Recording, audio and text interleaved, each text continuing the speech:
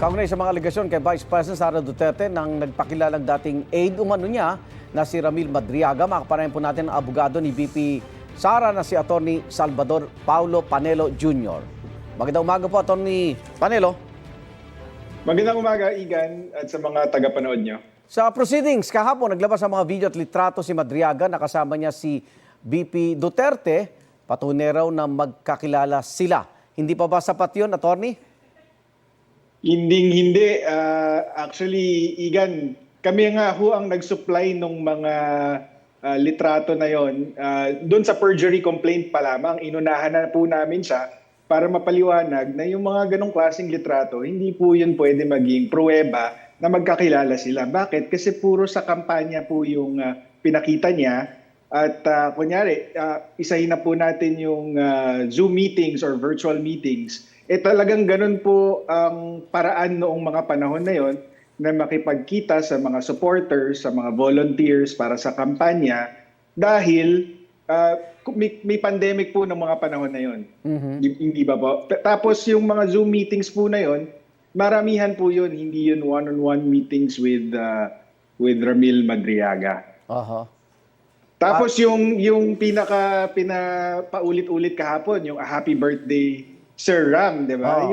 Yung birthday greeting na yun, alam naman po natin na yung mga celebrity, di ba po, nagre-request sa kanila na batiin yung mga tao, tapos may papel. Yun po mismo ang pruweba na hindi sila magkakilala. Dahil kung magkakilala talaga sila, hindi po kailangan na gawin yon ni VP Sara na isulat yung pangalan niya doon sa papel, tapos batiin ng ganon.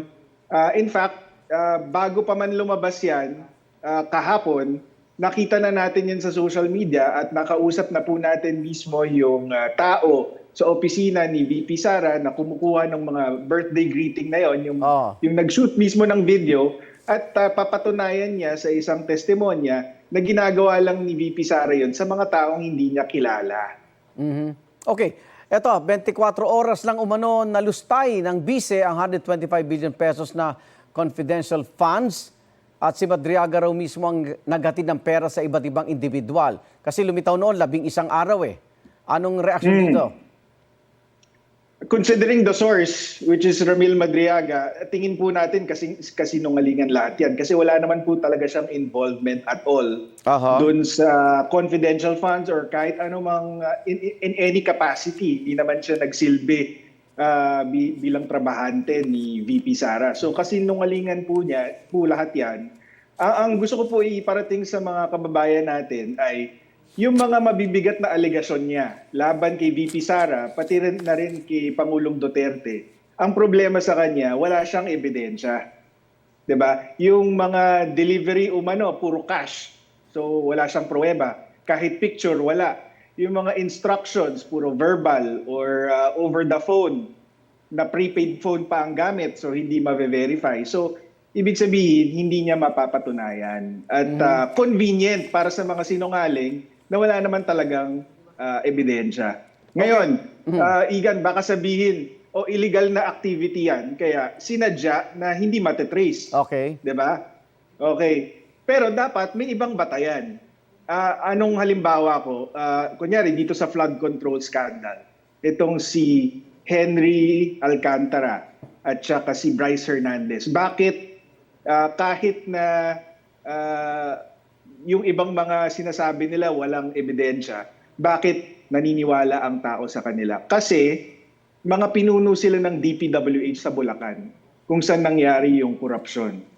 Sila yung mga opisyal doon, sa kanila dumadaan yung pera, sila yung nag-a-award ng kontrata. So meron silang personality at impormasyon para sabihin yung mga yon. Pero si Madriaga, hindi naman po siya konektado kay Vice President Sara. Outsider po siya. Ang pruweba niya lang na magkakilala sila, itong mga picture sa kampanya at itong birthday greeting na hindi po nagpapatunay na nagtatrabaho siya in a sensitive capacity for the Vice President. Kaya wala pong katuturan yung testimonya niya kahapon. Kahit sabi niya na siya nag-dispose ng 125 million pesos. Hindi Opo, dahil kasinungalingan po yun, Okay. 100%. Okay, kung hindi siya pinilit, no? O kaya may kapalit itong kanyang testimonya, ano nakikita yung motibo ni Madriaga laban kay Vice Sara Duterte? Actually, dun sa perjury complaint, Igan, na napakita na natin yung motibo niya. Okay. Sa isang Facebook Messenger message na pinadala ni Madriaga to Lieutenant Colonel Dennis Nolasco. Sinabi niya doon na magiging state witness daw siya at yun ang magiging vehicle niya para makalabas ng kulungan. So sinasabi niya doon sa text message na, Colonel Nolasco, sabihin mo na lang, bumaliktad ka, sabihin mo na lang na sa akin mo binigay yung confidential funds at ako na lang magpapaliwanag kung saan ko dinala. Kasi ako, hindi naman ako makukulong kasi magsi-state witness ako. So yun po ang motibo para makalabas po ng kulungan. Okay. Maraming tatanong. Sige po. Igan, hindi niya sinagot yun Hindi niya sinagot yun kahapon sa testimonya niya. Hindi niya rin yun sinagot sa counter affidavit niya na natanggap din namin kahapon doon sa perjury complaint. Okay. Eto, ba't hindi dumalong personal si BP Sara para harapin niyang personal itong si Madriaga? Unang-una po, hindi po kinakailangan dahil si Ramil Madriaga na po mismo mag-isa ang sumira sa kredibilidad niya. Dahil yun nga, wala siyang mapakitang ebidensya, puro laway lang ang puhunan niya. Pangalawa, kung napansin niyo kahapon, nagmoro-moro yung mga miyembro ng House Justice Committee na kesyo hindi daw pwede mag-probing questions. Paano po mako-confront si Madriaga? So, ibig sabihin, kung nag-attend man si VP Sara para kumpontrahin tong si Madriaga, tanungin at palabasin na nagsisinungaling siya, hindi rin siya makakapagtanong. Okay. Kasi kahit mismo yung mga tanong ng mga House Justice Committee members, hindi pinayagan ni Chairperson Luistro. Okay. So, wala pong punto.